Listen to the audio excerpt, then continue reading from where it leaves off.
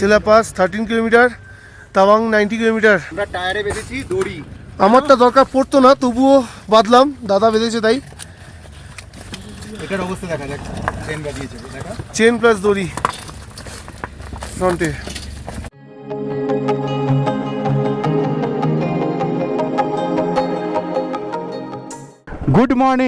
Good morning from Dirang. দুদিনের টানা বৃষ্টির পর আজকে কিন্তু রোদের মুখ দেখা গেছে। পুরো চারদিকটা রোদে ঝলমল করছে, আকাশও পরিষ্কার রয়েছে। এক্সপেক্ট করছি খুব ভালো রাইড হবে আজকে, ভালো ভিউ পাবো। তো আজকের রাইড আমাদের শুরু হলো। ওম নমঃ শিবায়, জয় মা গঙ্গা। শুরু হলো আজকে আমাদের রাইড। সামনে কিন্তু দারুণ একটা ভিউ দিয়ে কিন্তু আজকে রাইডটা শুরু হলো। দিরাং থেকে জাস্ট আমরা বেরোলাম। আজকে আমাদের ডেস্টিনেশন হলো তাওয়াং পৌঁছনো, তবে মাঝখানে রয়েছে সেলা পাস। সেলা পাসটাকে ক্রস করেই আমাদেরকে যেতে হবে তাওয়াং। তবে ব্যাড নিউজ রয়েছে, হয়তো সেলা পাসে আমাদেরকে যেতে দেবে না, কারণ এত চারদিকে বরফ হয়ে রয়েছে, রাস্তা হয়তো ব্লক হয়ে গেছে। তার জন্য হয়তো সেলা টানেল দিয়ে আমাদেরকে বেরোতে হবে। এক্সপেক্ট করব, ভগবানের কাছে প্রার্থনা করব যাতে সেলা পাসটায় যেতে পারি। দেখা যাক, কপালে যা আছে হবে। বাট এখন তো সামনের দিকে যাই। এত সুন্দর একটা পরিবেশ, এত সুন্দর একটা ওয়েদারকে মনের মধ্যে গেঁথে নিয়ে এগিয়ে যাচ্ছি। চলো আমার সাথে, আজকের রাইড তোমাদের জন্য দারুণ ইন্টারেস্টিং হতে চলেছে। ব্লগে থাকো। দূরে পাহাড়ের পিকগুলো কিন্তু পুরো বরফের সাদা, আর আমরা যাচ্ছি ঠিক ওই দিকটাতেই। এদিকে যে নদীটা নেমে এসেছে, সেখানেও নদীর জল পুরো বরফ হয়ে গেছে। এই সাদা পিকগুলো দেখা যাচ্ছে এই দিকটাতেই কিন্তু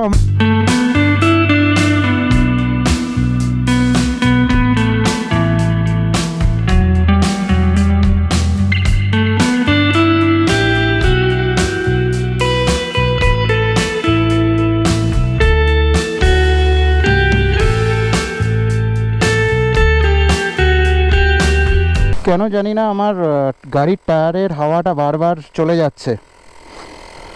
তো এখন আমি আবার পাম্প দিয়ে নিচ্ছি, 15 হয়ে গেছে সামনের টায়ারের প্রেশার। এটা একটা সমস্যা তৈরি করেছে, জানি না কী হবে। দেখো অবস্থা, পুরো কিন্তু পাথরের গায়ে বরফ পড়ে রয়েছে, পুরো স্নোফল হয়েছে। কালকে রাতে ফ্রেশ স্নো পড়েছে, এই জন্যই সেলা পাসে যেতে দিচ্ছে না। আর এই বরফগুলো গলে গলে কিন্তু পুরো জল হয়ে নামছে। পুরো চারদিকে দেখো, সাইডটা দেখো বরফ। পেছনে একটা আর্মির গাড়ি ছিল, আর্মির গাড়ির ওপরে প্রায় 1 ফুট মতন বরফ জমে রয়েছে দেখলাম। এদিকে যত উপরে উঠলাম, ওয়েদার কিন্তু পুরো চেঞ্জ হয়ে গেল, পুরো মেঘলা ওয়েদার হয়ে গেছে। আর পুরো এই এরিয়াটা কিন্তু বরফে জুড়ে রয়েছে। সামনে আরও বরফ রয়েছে, এই দেখো উপর টোপরগুলো সব বরফে সাদা হয়ে গেছে। এই এক্সপিরিয়েন্সটা করার জন্যই কিন্তু এতটা কষ্ট করে এতটা দূর আসা। পরশু দিন তো আমাদের মান্ডালা টপে প্রচণ্ড কষ্ট হয়েছে, বাট আজকে যেহেতু সূর্যটা উঠেছে, তো তার জন্য কিন্তু আমাদের আপাতত কোনো প্রবলেম হয়নি। ভগবানের কাছে প্রার্থনা করব যে সামনের দিকেও যাতে কোনো প্রবলেম না হয়, এবং পুরো রাইডটা, পুরো জার্নিটা যেন আমরা খুব ভালোভাবে করতে পারি। দেখো দুপাশের অবস্থা, পুরো কিন্তু স্নো জমে রয়েছে, বাড়িগুলোর ওপরটা পুরো স্নো। কালকে রাতে এই স্নোফলটা হয়েছে, কালকে রাতে না, অ্যাকচুয়ালি লাস্ট 2 দিন ধরে কিন্তু এখানে ওয়েদারটা খুব খারাপ হয়ে গেছে। লাস্ট 2 দিন ধরে কিন্তু এখানে কন্টিনিউ বৃষ্টি এবং স্নোফল হচ্ছে। চলো সামনে গিয়ে আবার দেখা হচ্ছে। রাস্তায় পুরো বরফ পড়ে রয়েছে, ভিজিবিলিটি কিন্তু খুব ডাউন, খুব কম ভিজিবিলিটি রয়েছে সামনে, এবং রাস্তায় পুরো চারদিকে কিন্তু বরফ আর বরফ। আর এই বরফগুলো গলে গলে কিন্তু রাস্তার মধ্যে দিয়ে জলগুলো যাচ্ছে, পুরো বরফগুলো গলে গলে রাস্তার উপরে চলে এসছে, এবং এগুলো কিন্তু জল হয়ে নামছে। তবে এখানে একটাই ভয়ের, সেটা হলো ব্ল্যাক আইস। তো আমাদেরকে খুব সাবধানে এবং দেখে চালাতে হবে। গাড়ি আমরা খুব আস্তে আস্তে চালাচ্ছি, এবং প্রচণ্ড ঠান্ডা এখানে। এখানে কিন্তু অন অ্যান অ্যাপ্রক্স আমি যেটা ফিল করছি, কারণ একটু আগে যখন গুগলে দেখলাম তখন দেখলাম এখানে 1 চলছে, বাট এখন যেটা ফিল করছি যে জিরো তো হবেই। তার মধ্যে দু সাইডে দেখো পুরো রাস্তাটা কিন্তু পুরো সাদা হয়ে গেছে দু সাইডে। এই ভিউটা কিন্তু মানে কোটি টাকার ভিউ, কোটি টাকার ভিউ। জীবনে ফার্স্ট টাইম এরকম একটা এক্সপিরিয়েন্স করছি। পুরো ব্ল্যাক আইসে ভর্তি, দু সাইডে পা নামিয়ে যাচ্ছি রাস্তার উপরে। মাঝখানটায় দেখো শুধু গাড়ি যেটুকু গেছে সেটুকুকে টায়ারের মার্কটা রয়েছে, সেটুকুই শুধু বরফটা নেই, বাকি রাস্তা পুরোটাই বরফ। এবং দু সাইডে পা নামিয়ে যেতে হচ্ছে, কারণ কোথায় যে এই যে এই দেখো ব্ল্যাক আইস, গাড়ি স্কিড করছে হালকা হালকা। তো 20 কিলোমিটার যেতে 1.5 ঘন্টা লাগবে। উফ, টেম্পারেচার কিন্তু জিরোর নিচে নেমে গেছে।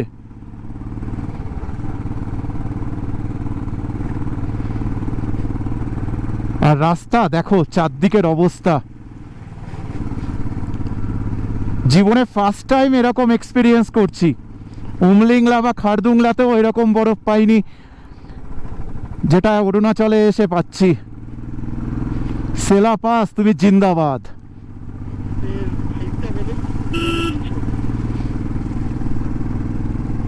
সেলা পাস 13,700 ফুট ওপরে রয়েছে। আমরা আর 15 কিলোমিটার দূরে রয়েছি, 15 থেকে 17 কিলোমিটার দূরে রয়েছি। দেখা যাক আমরা পাসটায় যেতে পারি না টানেল দিয়ে আমাদেরকে বেরোতে হবে।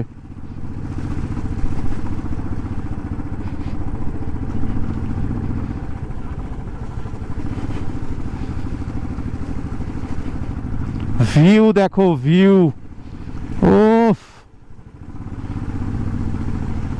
কোনো কথা হবে না এই সমস্ত ভিউয়ের।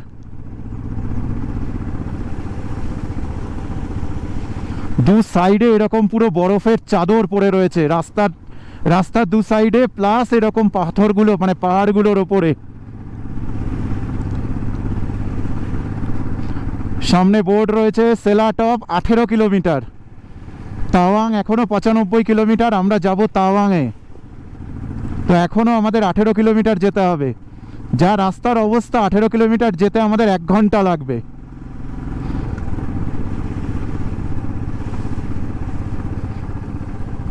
এদিকে তো কিছুই দেখা যাচ্ছে না, পুরো মেঘে ঢেকে গেছে চারদিক।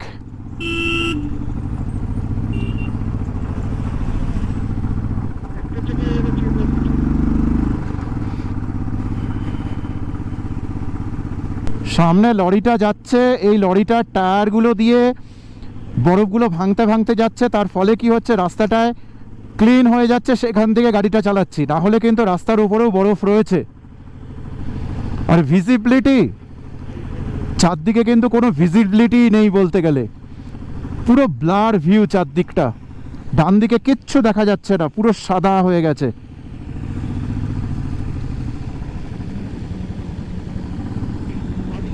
দেখো গাড়িটার অবস্থা দেখো, ও বাবা, পেছনের চাকা মাঝে মাঝে স্কিড করছে।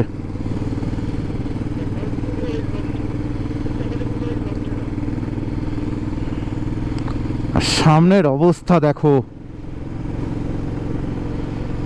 প্রায় 3-4 ফুট করে কিন্তু বরফ জমে রয়েছে।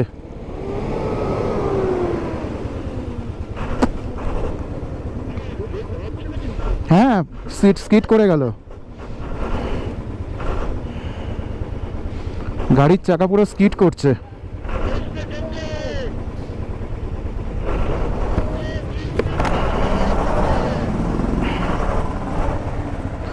চাকা কিন্তু রীতিমতন স্কিড করছে। এই গাড়ি পুরো স্কিড করে ঢুকে গেছে, আমারও গাড়ি স্কিড করছে।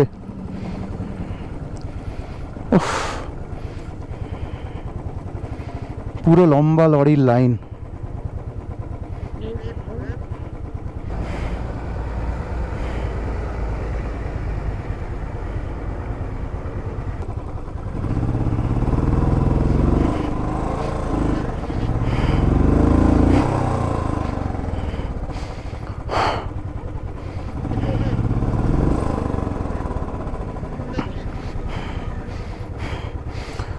টায়ার ফেসে গেছে।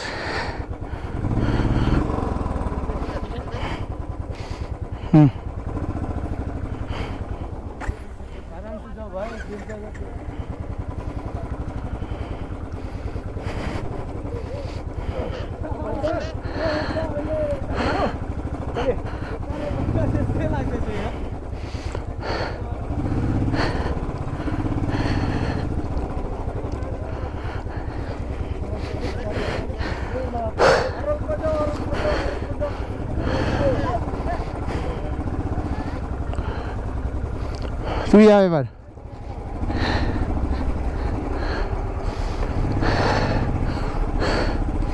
কি অবস্থা,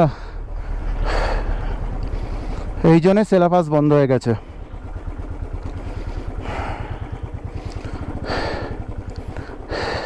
যা অবস্থা, তাতে গাড়ির টায়ারে চেন বা দড়ি না বাঁধলে গাড়ি নিয়ে এগোনো মুশকিল।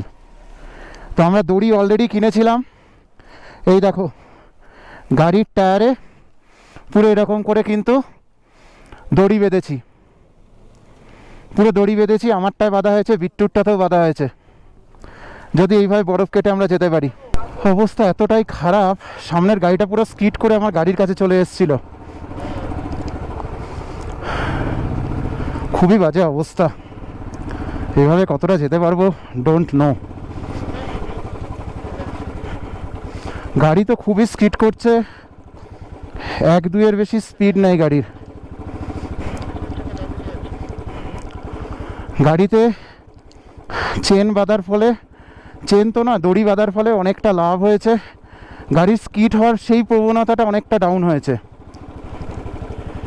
বাট গাড়ি কিন্তু স্টিল স্কিড করছে। কি হলো, তুই পড়ে গেলি নাকি? ও তো আমারও হচ্ছে।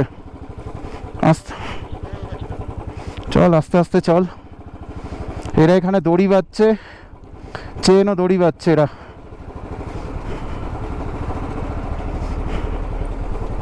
ও বাবা, কি স্কিড করছে গাড়ি।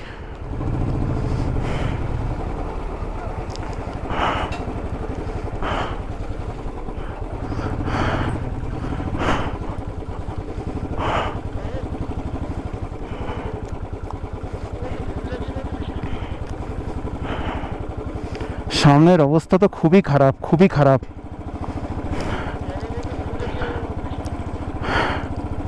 সামনে 3-4টে গাড়ি বেরিয়েছে, ওই গাড়ির যে টায়ারের ছাপ রয়েছে সেটা দিয়ে গাড়ি চালাচ্ছি। তার মধ্যে আবার ওয়েদার খারাপ হতে শুরু করেছে।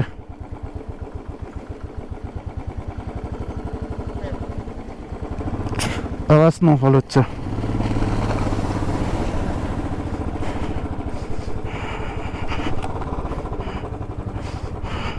এই দেখো,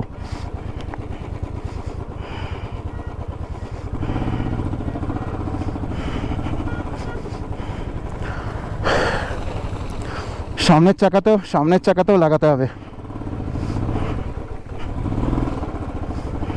জীবনে কখনো এরকম এক্সপিরিয়েন্স করিনি। লাদাখ ট্যুর করেছি কিন্তু তখনও এরকম সিচুয়েশন ছিল না। What a experience. এখানে লেখা আই লাভ অরুণাচল, পুরো অর্ধেক বরফে ঢুকে গেছে। অরুণাচলের মেন জায়গা কিন্তু বরফের তলায়। শুধু যেটুকু জায়গা দিয়ে গাড়িগুলো গেছে সেইটুকু জায়গায় রাস্তাটা দেখা যাচ্ছে। একটু আগে দেখলে কি বাজে অবস্থা ছিল, প্যাথেটিক সিচুয়েশন। সামনে জানি না কি অপেক্ষা করছে। অবস্থা খুব খারাপ। সেলা টানেলের ওখানে যেতে দিচ্ছে না আর্মি, না টানেলের ওখানে যাওয়া যাচ্ছে না পাস। এই গাড়িগুলো দাঁড়িয়ে রয়েছে, কিন্তু ওই একই অবস্থা হবে, সবাইকে ব্যাক করতে হবে। তো তাওয়াং যাওয়া হলো না, এই সিচুয়েশনের জন্য আমরা ব্যাক করছি। গাড়ি নেই করে 10 থেকে 15 বার পড়েছে, শুধু স্কিড করছে ব্ল্যাক আইসে।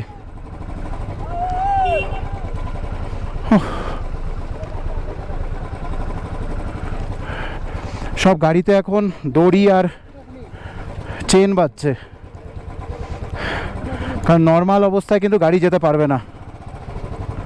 চেন দড়ি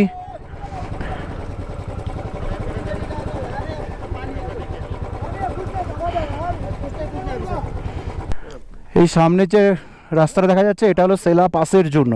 আমরা টানেলের রাস্তায় গেছিলাম, টানেলের রাস্তাতেই এই, তাহলে পাশের রাস্তা কি হবে? তাই আমরা এদিকে এখন ব্যাক করে যাব। বোমডিলা 104, দিরাং 61। এক সময় খুব মন খারাপ হচ্ছে যে যেতে পারলাম না সেলা পাসে, যেতে পারলাম না তাওয়াংয়ে।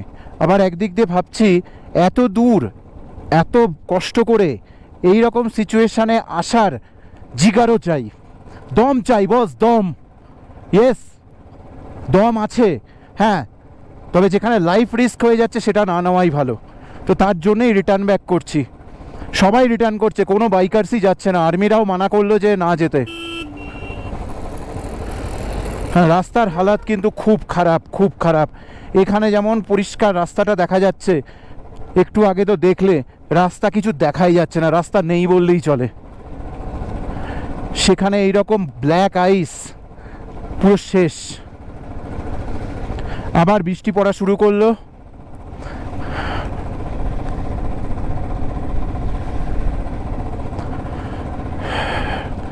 বৃষ্টি পড়ছে, স্নো পড়ছে, যা তা অবস্থা। সকাল থেকে আমরা এখনো খাইনি, আমরা ব্রেকফাস্ট পর্যন্ত করতে পারিনি। ভেবেছিলাম যে সেলা টপে গিয়ে ওখান থেকে ব্রেকফাস্ট করব। 3টে বাজে এখনো আমরা কিচ্ছু খাইনি। সকালবেলা শুধু চা খেয়ে বেরিয়েছি। ফাটছে ভাই, পুরো ফাটছে।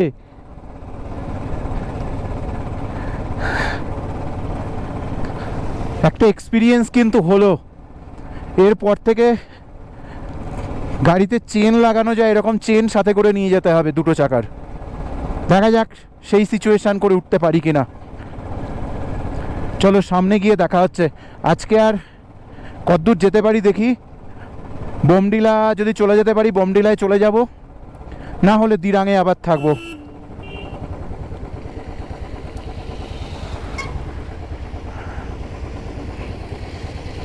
এই যে এখন ক্রেন ফ্রেন যাচ্ছে বরফ পরিষ্কার করার জন্য, সব বরফ ক্লিন করার জন্য গাড়ি যাচ্ছে এখন। এই যা সিচুয়েশান, এ পৌঁছতে পারবে কিনা অত দূর সেটাই হলো ব্যাপার। সামনের ভিজিবিলিটি দেখো, zero. This is called zero visibility.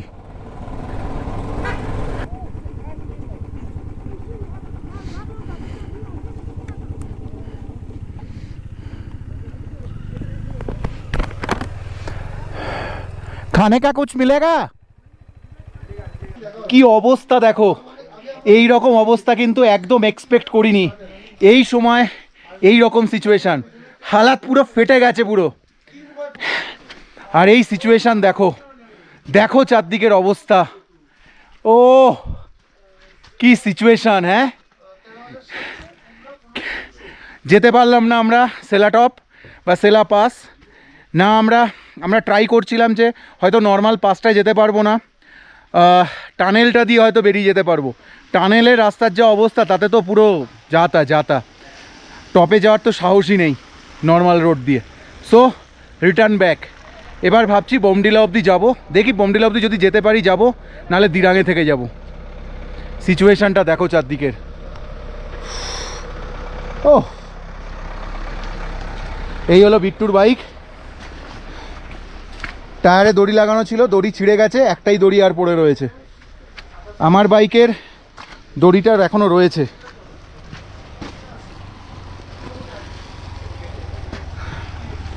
দড়িটা এখনও রয়েছে, যেহেতু সিয়েটের অফরোড টায়ার তাই রয়েছে দড়িটা। এরাও সব ব্যাক করে আসছে, এরাও আমাদের সাথেই যাচ্ছিল, সবাই ব্যাক করে আসছে। কলকাতা থেকে, শিয়ালদা থেকে আরও 4 জন আমরা একসাথে মিট করেছি। ওনারা সব শিয়ালদা থেকে এসছে। কি কেমন এক্সপিরিয়েন্স? হ্যাঁ, ভালো। কি মনে হলো? হ্যাঁ, কিন্তু ইচ্ছা ভগবান ডাকছে না। হবে। Hope for the best. হয়তো এবার হলো না, আবার সামনের বার ট্রাই নেবো। আমি পুজোতে আবার আসছি। হ্যাঁ, আমার প্ল্যান আবার পুজোতে। ঠিক আছে, তোমার সাথে কিন্তু আমার প্ল্যানিং হচ্ছে তাহলে। আমি পুজোতে আসছি। ব্যাস আমি আমার সব থেকে বড় দুঃখের জিনিস হচ্ছে আমি হ্যাঁ। নিজের গাড়ি নিয়ে বেরিয়েছিলাম, হ্যাঁ। খুব দুর্ভাগ্যবশত আমার ডালখোলাতে একটা অ্যাক্সিডেন্ট হয়। আচ্ছা। এর জন্য আমার গাড়িটা ওইখানে সার্ভিস সেন্টারে পড়ে আছে, আমি এখন পিলিয়ন হয়ে রাইড করছি। আচ্ছা। তো এইসব জায়গায় নিজের গাড়ি নিয়ে আসা একটা মজাই আলাদা, মজাই আলাদা, আর নিজের একটা সেই অনুভূতি আমি একদম, একদম। প্ল্যান করেছি, আবার আমি পুজোর সময় প্ল্যান করব অরুণাচল। একদম একদম, আমিও সেই প্ল্যানিং এই রয়েছি ও পুজোর সময়। চেষ্টা করবো সবাই বলেছিল অ্যাক্টিভা নিয়ে এই শরীর নিয়ে যাওয়া যাবে না। চেষ্টা করবো। ইয়েস, দ্যাটস দ্য জোশ।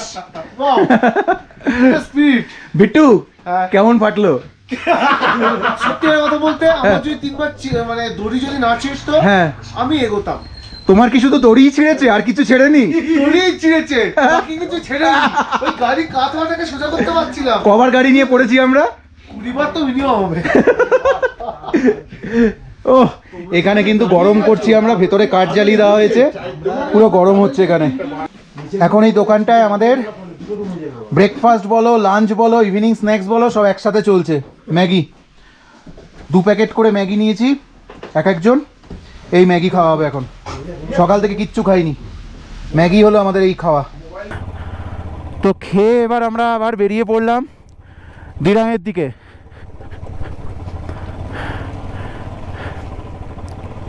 দিরাং এখান থেকে আর 45 কিলোমিটার, মানে 2 ঘন্টার মধ্যে পৌঁছে যাব, 6টার মধ্যে পৌঁছে যাব। ওইদিকে হয়তো রাস্তা ভালো পাবো, ফলে ওদিকে আরামসে চলে যেতে পারবো। খুব সাবধানে যেতে হবে আমাদেরকে, এখন প্রায় 2 ঘন্টা লাগবে, কারণ এই যে ওয়েদার রয়েছে এবং এই যে পরিবেশটা রয়েছে, 20-র বেশি তো স্পিড তোলাই যাবে না।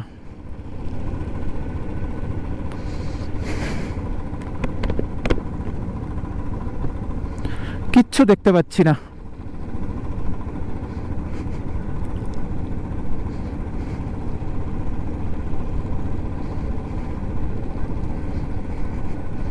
ওয়েদার কিন্তু খুব খারাপ হয়ে গেছে, খুব খারাপ। আমরা ঠিক ডিসিশনই নিয়েছিলাম। কিছু কিছু সময় কিন্তু ডিসিশন টেকিংটা কিন্তু খুব ইম্পর্টেন্ট হয়ে দাঁড়ায়। এই যে পরিবেশটা রয়েছে বা এই যে সিচুয়েশনটা হয়ে রয়েছে, এই পরিবেশে ডিসিশনটা এটাই নেওয়ার দরকার ছিল যে কি করা উচিত, সামনের দিকে এগোনো উচিত না ব্যাক করা উচিত। সামনের দিকে এগোলে কিন্তু আরও অনেক বড় প্রবলেমে আমরা পড়তে পারতাম। কি হতে পারতো সেটা থেকেও বড় কথা, আমরা ব্যাক করছি, সেফলি ফিরতে পারবো, এটুকু তো গ্যারেন্টিড।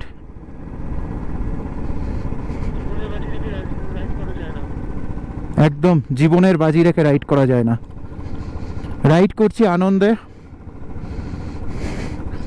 আনন্দে রাইড করছি, ঘুরতে এসছি, সেটাকে ব্যতিব্যস্ত করে নিজের লাইফটাকে প্রবলেমে ফেলার কোনো মানেই হয় না।